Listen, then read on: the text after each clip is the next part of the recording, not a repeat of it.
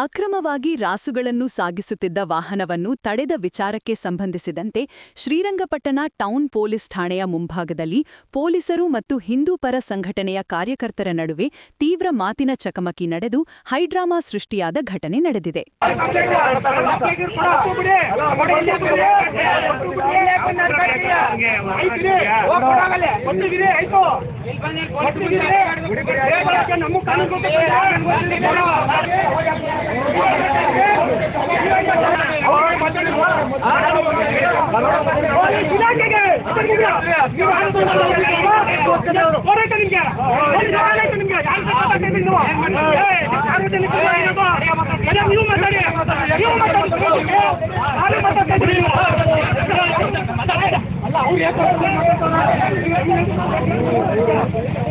ಅಕ್ರಮವಾಗಿ ರಾಸುಗಳನ್ನು ಸಾಗಿಸುತ್ತಿದ್ದ ವಾಹನವೊಂದನ್ನು ಹಿಂದೂ ಪರ ಸಂಘಟನೆಯ ಕಾರ್ಯಕರ್ತರು ಬೆನ್ನಟ್ಟಿ ಹಿಡಿದಿದ್ದರು.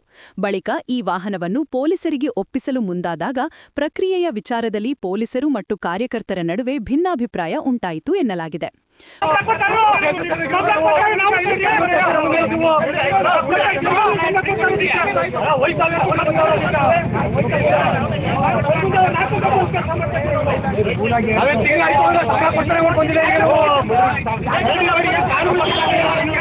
ಪರಿಸ್ಥಿತಿ ಕೈಮೀರುತ್ತಿರುವುದನ್ನು ಗಮನಿಸಿದ ಇತರ ಪೊಲೀಸ್ ಸಿಬ್ಬಂದಿಗಳು ತಕ್ಷಣ ಮಧ್ಯಪ್ರವೇಶಿಸಿದರು. ಕೋಪೋದ್ರಿಕ್ತರಾಗಿದ್ದ ಇನ್ಸ್ಪೆಕ್ಟರ್ ಹಾಗೂ ಹೋರಾಟಗಾರರನ್ನು ಸಮಾಧಾನಪಡಿಸಿ ಗದ್ದಲವನ್ನು ನಿಯಂತ್ರಣಕ್ಕೆ ತಂದರು. ಈ ಘಟನೆಯಿಂದಾಗಿ ಶ್ರೀರಂಗಪಟ್ಟಣದ ಠಾಣಾ ವ್ಯಾಪ್ತಿಯಲ್ಲಿ ಕೆಲಕಾಲ ಗೊಂದಲದ ವಾತಾವರಣ ಕಂಡುಬಂತು.